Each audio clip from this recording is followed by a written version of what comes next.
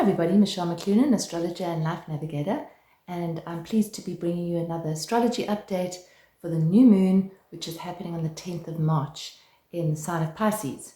And we are feeling that energy as it moves towards the new moon, because this is a super moon, which means that it's closer to the earth and therefore more powerful, even if we can't see it. So just to know that anything that I'm going to say about this new moon, you may already be feeling, and it may be a little more intense than normal. New moons are always a time of new beginnings. It's a time to plant new seeds, new intentions, fresh intentions. So this new moon is the last new moon of our astrological year, and the next full moon is going to be basically our first full moon of the astrological year, which begins in Aries, when the sun enters into Aries. So this new moon, not only the sun and the moon are in the sign of Pisces, but on the other side of each side of them, we've got Saturn on the one and Neptune on the other. Now they're quite wide in terms of their what we call a conjunction, which means that they're not right on top of the new moon, but they still are influencing the new moon. And if I look into and feel into that energy, it's very dual. So the sign of Pisces is a dual sign. If you look at the symbol of Pisces, it's two fish swimming in opposite directions. There are many different interpretations of what that means, but duality is one of them. It's a dual sign. It's one of the dual signs in the zodiac, and it often means that we're connected to the divine, to the all that is, but we also still are connected to Earth. When we have a lot of planets in Pisces, either in your own chart or in a situation like this where it's actually affecting the collective, there's often the sense of, yes, I'm connected to all that is, but there's also still very real concerns about what needs to be sorted out on the ground.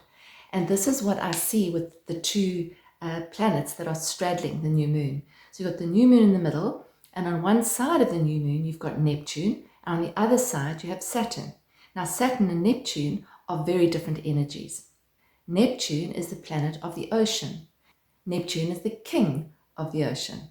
So when Neptune is connected with Pisces, being the ruler, the modern ruler of Pisces, it intensifies the Pisces energy. Saturn, on the other hand, is also moving through the sign of Pisces, which I've spoken about quite a lot. It's been there for a few months. And Pisces, Saturn in Pisces is showing us where our illusions are. It's the breaker of illusions. It can sometimes feel like it's the breaker of the ideal. It can even be the dissolver of the ego. So if you look at these two energies, looking at Neptune along with the sun and the moon in Pisces, very similar energy, Neptune and Pisces. So if you look at that, what is Neptune and what is Pisces? So Pisces is the fish, Neptune is the ocean, and it represents Pisces as a sign, as the last sign of the zodiac. It represents the all that is. You want to call it the divine, the universe, infinity, the formless. That is what Neptune and the Pisces energy actually represents. So we come into this earth and we feel separated from our true essence of being, which is all that is, because we come in with physical bodies and roles and names and things that we have to do and expectations that others have of us and we have of ourselves. So we come in and we feel separated as humans from the all that is. And every year when the sun goes around and actually comes to Pisces, we get reminded of who we really are. But at that time, there can also be a huge amount of sensitivity, because Pisces as a sign connects with all that is. So it's very empathic. It's highly sensitive. At this time of the year, it almost feels like the boundaries between us and everything else are thinner and more permeable. So a lot of us might be feeling a lot of emotion right now. If you look at Pisces, it's a water sign. It's what we call a mutable water sign. So it's just all over. There's kind of no containment. So if emotions come up, they sort of can feel like they're going to flood you. And there might not even be, and very often with this Pisces energy, there might not be any clarity as to why you're feeling this emotion, why this particular sadness or feeling of guilt or anxiety or whatever it is, or insecurity has come up for you because it's not in the world of form. It's beneath the surface. So it's the other part of Pisces. It's beneath the surface. It's mysterious. It's actually quite nebulous. So when we try to understand what we're feeling, we're actually taking ourselves out of the feeling and into the brain or into the mind, and we're trying to analyze that which often cannot be analyzed. So as this new moon comes into being, and for the rest of the month really, largely because there's a lot of Pisces energy around, just know that if you're feeling the feelings more, we need to actually ride those waves of those feelings. So it's not to block them, it's not to repress them, it's to feel them in the moment that they arise and allow them to flow through us and out. Now, if we start to analyze it, we're creating a block very often. But if we're actually able to just let it be there and surrender and open more to the feeling, whatever it may be, without having to know what it is, then it actually moves through and flows through. And that's the positive part of Pisces, is the ability to allow flow to actually flow through our lives and not to hold on too tightly to what we might perceive as correct or perfect or the plan. So at this time, you might be feeling kind of in between worlds. And I pulled a very interesting card for us. You might not be sure about where you are. It might be very uncertain times. And this is not just the new moon in Pisces. This is other stuff that's going on as well. It's got a lot to do with Saturn in Pisces, because Saturn in Pisces will still be there for about 2 years. And in that time, we're reassessing what is real and what isn't real. And very often what we do as humans is we put the emphasis on the things in our lives and the people in our lives and the situations and the jobs and the houses as what is real. And if you look at that, it's not really true, because all of those things will at some point dissolve and leave, because the world of form is in constant change and nothing is forever. So no thing is forever. So Pisces asks us to look at the no thingness, at the formless part of ourselves, at the formless part of the whole universe. And in that place and in that way, we connect with other people. So it's a time to actually be connected, but not overwhelmed by other people's issues and troubles and difficulties. So to hold a space, so to be the observer, it's a tricky one, because you're actually feeling the feelings, not getting drawn into them so that you just feel like you're overwhelmed, at the same time as you're watching what's happening. So you don't need to necessarily get drawn into someone's sadness, but you can hold a space for their sadness. You can hold a space for whatever they might be going through simply by listening. Pisces is actually very connected with listening, the ears, listening. So just being a space for someone. If they're going through something where you don't need to fix it, you don't need to change it, you don't need to resolve it, you don't need to find a way out of it. If we can just be that, holding space for ourselves and others, that allows the healing to come in, which is another part of Pisces, is the healer. But the healing can only happen when there's a flow. As soon as something gets stuck, that's where there's a blockage. So just be aware that if you're feeling a little bit fatigued, you might be feeling a bit sorry for yourself at times, you might be feeling even victimhood arising, which is the sort of shadow of Pisces. You know, if it wasn't for so-and-so, this wouldn't be happening for me, poor me, little me. Pisces is there to show us that victim side, but to also show us that that's not the true us, because the true you is much, much, much, much, much bigger than this little us, this little you that is hurt or betrayed or let down or insecure. So Pisces season is the season to remind us of who we really are, our divine heritage, our infinite being. That's what Pisces is actually teaching us. And it's interesting because Saturn, on the other side of Neptune, is here to actually teach us that. And being in Pisces for another 2 years, he's teaching us. He's helping us to attain more spiritual mastery. He's helping us to see that we are not our roles, we are not our achievements, we are not just this body, this person with a name. We are much, much more than that. So this time for all of us is the breaking of illusions, the illusions which we think are giving us safety, security, well-being, and seeing what else is possible. So opening up to the infinite possibilities that are available in each and every day, and just noticing when our mind goes into the small possibilities, the limited possibilities, the conditioned self. So if there's an abundance issue, if there's an issue with money not flowing or relationships not flowing, we tend to go into the victimhood, or we tend to go into the fear about it, and we tend to have this feeling that it's going to last forever and that, oh my goodness, I'm never going to get out of it. But we will, and we have to, because there's always cycles. It's a constant, we're in constant motion all the time. This energy reminds me of something I was taught years ago by a surfer. And he said to me, if we attach to any one particular state, he's talking about waves and surfing, you can't attach to anything. So either you're in the ocean and you're waiting for the wave, for the next wave, or you're paddling like crazy to actually catch the wave, or you're riding the wave. But you're not doing all three at once. And when you're riding the wave, there's a knowingness that at some point that ride is going to stop. And you're going to go back to the shore, or you're going to get dumped, and there's going to be another way of actually dealing with the water. If you're in the trough, which is where you're waiting for the wave, that's where you just wait and you just be in that. And we accept that this is not a time for movement because it's not moving. So our struggle and our suffering comes from wanting it to move when it isn't moving.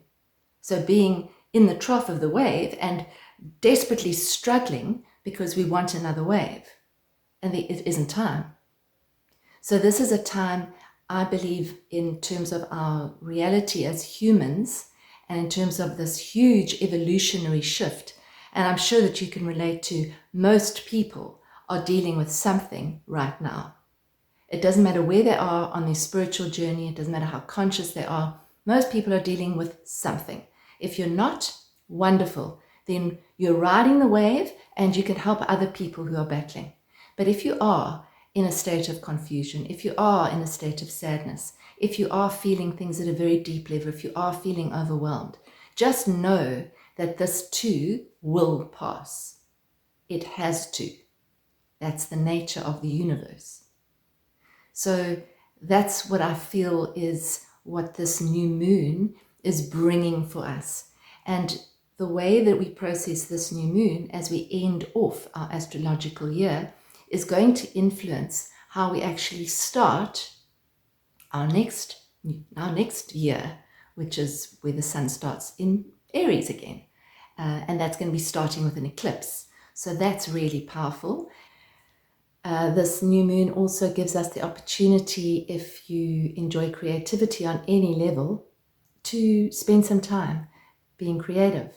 There's kind of an open flow to creativity. So allow yourself this weekend to kind of sink into that beingness, to just be, to rest if you need to rest this new moon, to let go, to just allow yourself a little bit of time out of the busyness. We as humans are one of the only species, if not the only species, that doesn't rest. We rest at night, but then we just keep going. A lot of other species hibernate, or the plant world. If you take a crop, if you harvest a crop, generally farmers will leave that land to replenish itself before you plant another crop. So this is the month where we're actually allowed to rest a bit, step back a bit, lean back a little bit from having to work everything out, having to decide what you want to do for the rest of your life and decide on your next 5-year plan and 10-year plan and goodness knows what. So it's time to just be. So see if you can just be and allow yourself to be in a space of unknowing, of not knowing. That's the way I would deal with this. Be gentle on yourself and others. Be as compassionate as you can with people if they're overreacting, if they're insecure, if they're bursting into tears for no reason, if they're confused. See if you can just find that within you to actually just hold a space for them, to be compassionate, to forgive them and yourself. This is a time of forgiveness. Forgiveness means letting go. So something happens, there's an interaction that's difficult, see if you can let it go.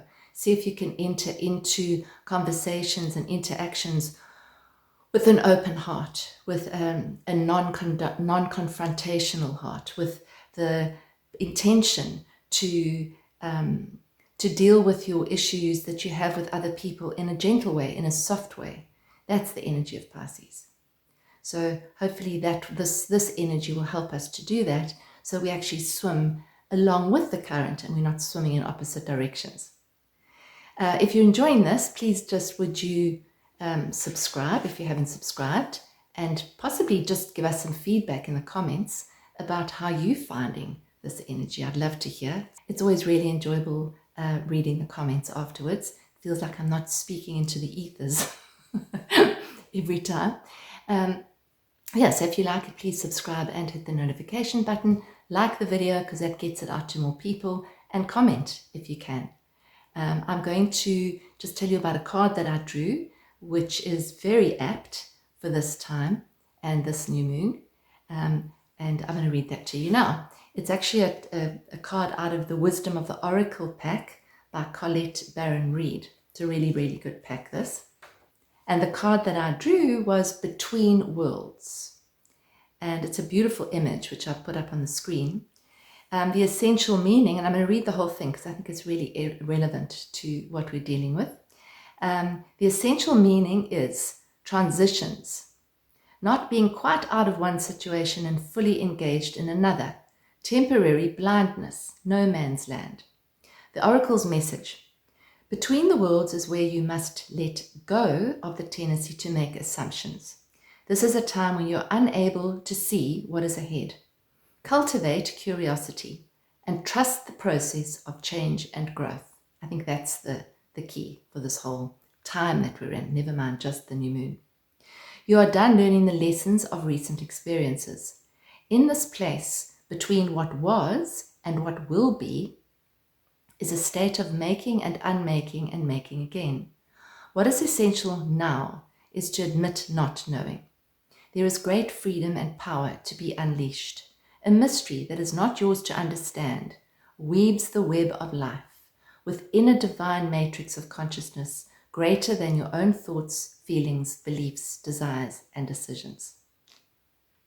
The seeds that were planted in the past begin to take root, but what surfaces will probably or possibly not be what you expect.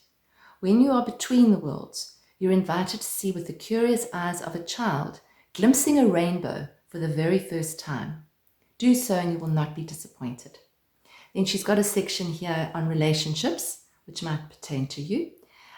This is a time to explore the new energy between you and another. It's not a moment of certainty, but rather of discovery and curiosity. You don't yet know if this will last forever, so allow yourself to explore who you are and what is reflected back to you. And that could be in a long-term relationship, it could be with someone you've just met. This relationship is meant to educate you about yourself. And I want to say here, it's not just about love, intimate relationships. This is whoever's in your life at the moment showing you a mirror. What do you need? What do you like or dislike? What values are important to you? You are in a critical phase of a relationship that must not be dismissed or hurried. So it's kind of seeing the lesson, seeing the growth in whatever stage of relationship you're with, whoever is presenting themselves to you. Prosperity message. In your work, sometimes you try things that have worked for others, hoping that you too will be successful. When this card appears, it reminds you that sometimes the path to your prosperity can feel like a gamble. Win or lose, you will learn much from what comes to you. It's a good time to bet on your skills and talents in new and different arenas. Remain curious. There's that word curious again. And with the right combination of timing and luck, you will stumble upon something golden that will be unlike anything you've known before. The protection message is be mindful of expectations. This is not a time for guarantees. Things might not go exactly as you plan or dictate. That's the mind. So expectations come from the mind. It's got to be like this. And if it's like this, then I'll be happy. If it's like this, then I can relax. It's not about that. So just be careful, be aware of the expectations. Let go and see what Spirit has in store. What takes hold in your life will be better than you could ever imagine. So it's a really beautiful card. I think it's very apt for the times that we find ourselves in. So again, stay in your heart. Lean back. If it feels like you're overreacting, over-emotional, overwhelmed, see if you can lean back and go underneath the noise, underneath the drama, underneath the reactivity, and find that place that is peaceful and whole and real and infinite and holds infinite possibility. So I hope that that has helped you. If you'd like to book an astrological reading with me, you're welcome to do so via the description below.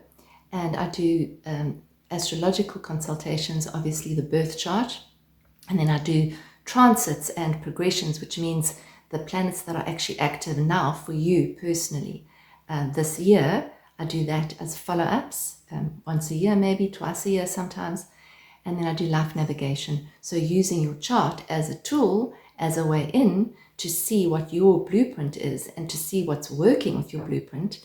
That's how I actually do my life navigation sessions, which are a little bit like life coaching, but it's life navigation. We're actually dealing with how do I navigate this to my optimal potential. So that's why I call myself a life navigator and not a life coach necessarily. I hope this has helped, and wishing you a beautiful, gentle, soft, loving, beautiful, creative new moon. Thanks for listening.